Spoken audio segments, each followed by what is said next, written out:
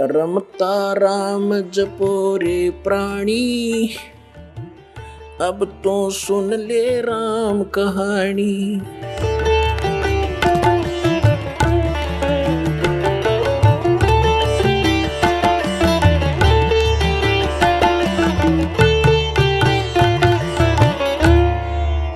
अभी तक 10वें द्वार तक ही की महिमा आप सुनते आए हो।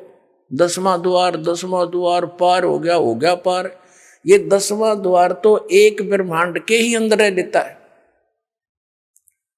और एक कबीर पंथी है जम्मू में, उसके सत्संग सुनते हैं, वो उसके भगत बताते हैं हमारा गुरुजी 11वीं खिड़की बताओ, 11वीं खिड़की। अरे वो नौका मेरे जैसा ज्ञान धरती पर नहीं, पूरे विश्व में नहीं। एक हल्दी की गांठ से पंसारी नहीं बनता। और 11वां द्वार तो काल के ही जाल में है। जिस 11वें द्वार की वो उसने पता ही नहीं क्या है, बोला सुरती में है, सुरती में 11वां द्वार। सुरती तो द्वार के अंदर से पार होएगी। इन्हें खक नहीं पता, ज्ञानिया ने मूर्ख बना रहे जनता को। अब क्या बताया है कि 12वां द्वार है। 11वां द्वार जो है 21 ब्रह्मांड है इस काल के। 21 ब्रह्मांड को पार करके और 7 संग ब्रह्मांड है उस अक्षर पुरुष के। उस अक्षर पुरुष के लोक में प्रवेश होते हैं उस सरपुरुष के लोक से। तो वो है 11वां द्वार जो अक्षर पुरुष के लोक में प्रवेश कराओगा।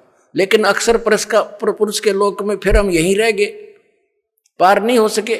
तो फिर 12वां द्वार है जो 7 संख ब्रह्मांड काल के पार करके और सतलोक में प्रवेश करता है। वहां इन सब जगह लोक लगे हुए हैं और इस सतनाम के बगैर वो खुल नहीं सकते। तो वहां 12वें द्वार में को पार करके वो सतलोक है, वो स्थान है जहां जाने के बाद फिर लौट कर प्राणी संसार में कभी नहीं आते। उनका जन्म और मरण का दीर्घ रोग समाप्त हो जाता है। असंग जन्म तन मर्त्या होगे, जीवित क्यों ना मरे रे, और 12 मध्य महल मठबो रे। 12वां द्वार पार करके वहां वो मठ है, वो स्थान है, बहुर ना दे धरे रे, जहां जाने के बाद फिर लौटकर कभी संसार में यहां नहीं आते। ये मिट्टी की देह प्राप्त नहीं होती, वहां तो नूरी शरीर मिलता है। फिर बताया है कि दोजक बहिष्ट सभी तैं देखे राजपाट के रसिया, और 3 लोग से तरपत नाही यो मन भोगी खसिया। यहाँ एक सरपंच बन जाता है तो इच्छा बनती है चेयरमैन बनूं। चेयरमैन बन जाता है तो सोचता है अगली बार एमएलए का दाव लगे।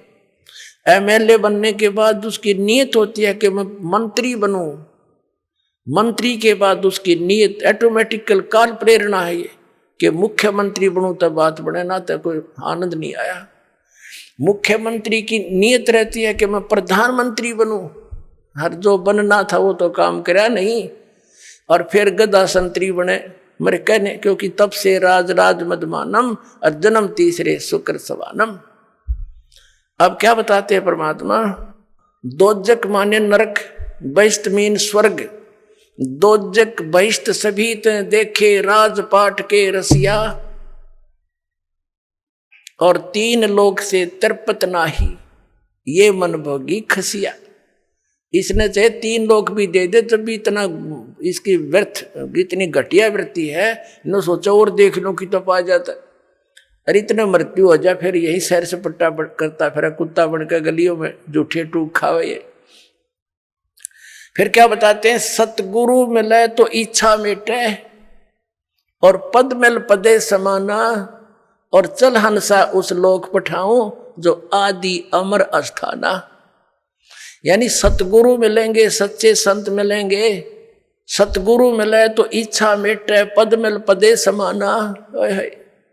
श्रीमद् भगवद गीता अध्याय नंबर 15 के श्लोक नंबर 4 में कहा है कि जब तत्वदर्शी संत मिल जावे उसके पश्चात परमेश्वर के उस परम पद की खोज करनी चाहिए, जहां जाने के बाद साधक फिर लौटकर कभी संसार में नहीं आते। उसके लिए क्या बताया है, गीता ज्ञानदाता तो कहता कि तत्वदर्शी संतों की खोज करो। गीता जी अध्याय नंबर 17 के श्लोक नंबर 23 में कहा कि उस परमात्मा के उस परम पद के पाने की ओम तत्सत इति निर्देश है ब्रह्मण त्रिविध समर्थ है। उस 3 मंत्र के जाप से वो परम पद प्राप्त होगा। ये पद्धति है। पद्धति माने वे ऑफ वर्शिप, पूजा का मार्ग, पूजा की पद्धति। अब यहां देखो ये है सूक्ष्म वेद। ये इस वेद से भी गूढ़ रहस्य रखता है जो आप वेद आप पढ़ते और सुनते आए हो। इसमें क्या बताया है कि सतगुरु मिले तो इच्छा मिटे। वो ऐसा ज्ञान देगा कि यहां से अपने आप मन हट जाएगा और सच्चाई है सारी है।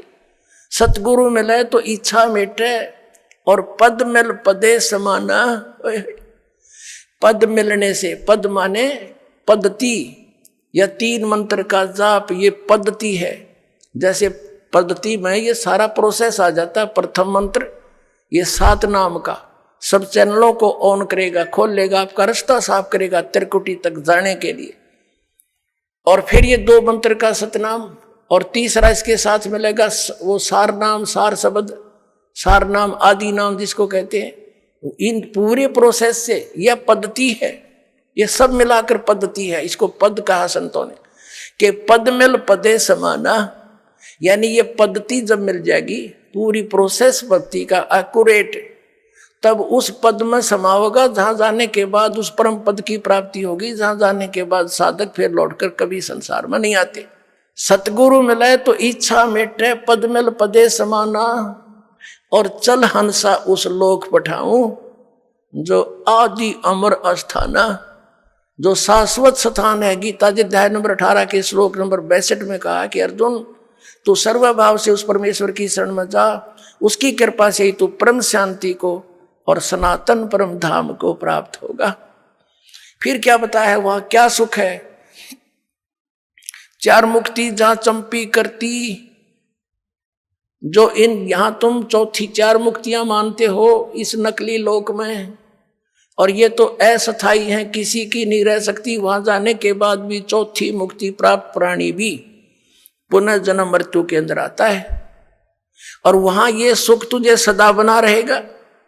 4 मुक्ति जहां चंपी करती, यानी तेरे नौकरानी बनकर खड़ी रहेंगी, तेरी सेवा महादर ये सुविधाएं पड़ी रहेंगी तेरे चरणों में वहां सदा। 4 मुक्ति जहां चंपी करती, माया होरी दासी, और दास गरीब अभय पद पर से वो मिले राम अविनाशी। ओए होए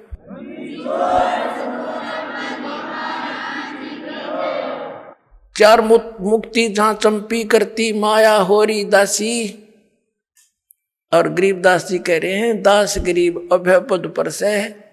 वहां कोई चिंता, कोई टेंशन, कोई भय नहीं मृत्यु किसी प्रकार का भी, और वो मिले राम अविनाशी।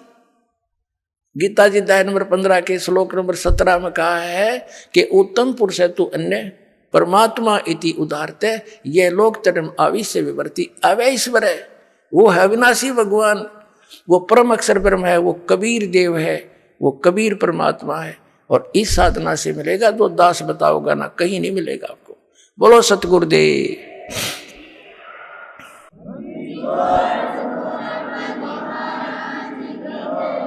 परमात्मा कहते समझा है तो सिर दर पाओ, भौर नहीं रे सादाओ। फिर ये अवसर नहीं मिलेगा। बोलो सतगुरुदेव की जय हो।